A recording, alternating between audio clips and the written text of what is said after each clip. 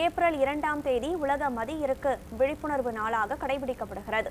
இந்த நாளில் ஆட்டிசம் என்றால் என்ன, அதிலிருந்து எவ்வாறு குழந்தைகளை பாதுகாக்க வேண்டும் என்பது குறித்து விளக்குகிறது இந்த செய்தி தொகுப்பு.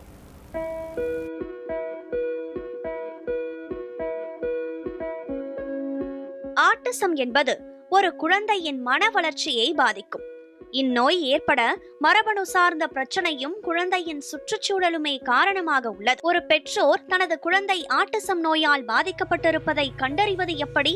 குழந்தைகள் உரையாடலின் போது கண்களை பார்க்காமல் பேசுவது, உடனுக்குடன் பேசுவதில் பிரச்சனை, குழந்தையின் வித்தியாசமான நடவடிக்கைகள், தனித்து விளையாடுவதை விரும்புதல் போன்றவை முக்கிய அறிகுறிகளாக பார்க்கப்படுகிறது. அதேபோல் கருவுற்ற தாயின் வயது மூப்பு, ஒரே பிரசவத்தில் 2 அல்லது அதற்கும் மேற்பட்ட குழந்தைகளை பிரசவிப்பது, குறைமாத பிரசவத்தில் பிறக்கும் குழந்தைகள் அதிக அளவில் மொபைல் போன் மற்றும் தொலைக்காட்சி போன்ற ஒரு வழி உரையாடல் தகவல்களை அதிகம் பயன்படுத்துவதால் குழந்தைகளுக்கு ஆட்டிசம் பிரச்சனை ஏற்பட வாய்ப்புள்ளதாக மருத்துவர்கள் தெரிவிக்கின்றனர். இந்த ஆட்டிசம் நோய் 1 முதல் 4 வயது வரை உள்ள குழந்தைகளை அதிக அளவில் பாதிப்படைய செய்கிறது.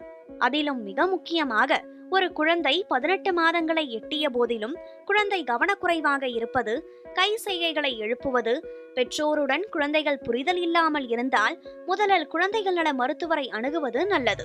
தற்போதைய காலகட்டத்தில் பெற்றோர் இருவரும் வேலைக்கு செல்லும் சூழ்நிலையில் குழந்தைகள் காப்பகங்களில் சேர்க்கப்படுவதும், பெற்றோர்கள் குழந்தைகளுடன் இருக்கும் நேரம் மிகவும் குறைந்தும் செல்போன் உபயோகிக்கும் பழக்கம் அதிகளவிலும் பரவி வருகின்றது.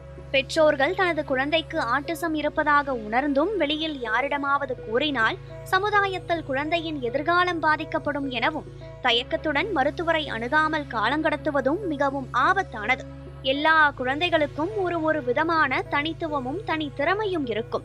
அதனை கண்டறிந்து அதற்கேற்றவாறு குழந்தைகளை ஊக்குவிப்பதும், காலங்கடத்தாமல் குழந்தைகள் நல மருத்துவரை அணுகுவதும் குழந்தையின் எதிர்காலத்திற்கு மிகவும் நல்லது. பெற்றோர்கள் தங்களது குழந்தையுடன் உரையாடுதல், நேரம் ஒதுக்குதல், தாலாட்டு பாடுதல், குழந்தை பாடல்கள் கேட்க வைப்பது போன்ற செயல்களை பெற்றோர்கள் நடைமுறைப்படுத்த வேண்டும்.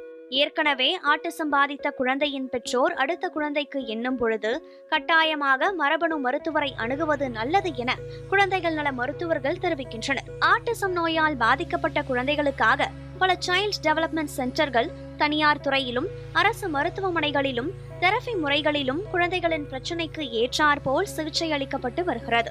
நியூஸ் 7 தமிழ் செய்திகளுக்காக வனிதா சதீஷ்குமார்.